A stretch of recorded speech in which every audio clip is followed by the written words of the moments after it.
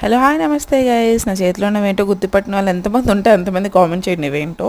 ఇవైతే basil leaves అదే అండి, సబ్జా ఆకులు. మా మమ్మీ అయితే ఇంటి ముందుట చెప్పేసి కంపల్సరీ లాస్ట్ టైం వచ్చినప్పుడైతే వేసారు. మనకి ప్లాంట్స్లో అయితే 2 టైప్స్ ఆఫ్ థింగ్స్ అయితే ప్రొడ్యూస్ అవుతాయి. అవి ఏంటంటే ఒకటి సబ్జా ఆకులు, ఇంకోటేమో సబ్జా గింజలు.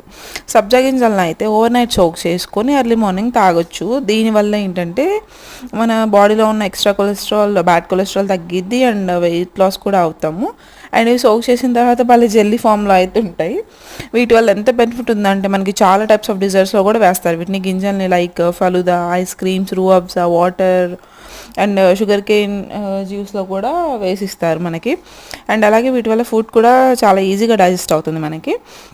అండ్ ఈ ఆకుల్ని పచ్చిగా కూడా తినచ్చు. అండ్ ఫ్రైడ్ రైస్ అయితే ప్యూర్లీ అండ్ హెల్దీ ఫుడ్ అంటాం కదా మనం, కానీ మనం ఇంట్లో చేసుకుంటే హెల్దీగానే చేసుకుంటాం కదా. సో ఆ హెల్దీ డిష్ని ఇంకొంచెం హెల్దియర్గా చేయడానికి ఈ డిష్ని అయితే మన ఫ్రైడ్ రైస్లో యూస్ చేసుకోవచ్చు.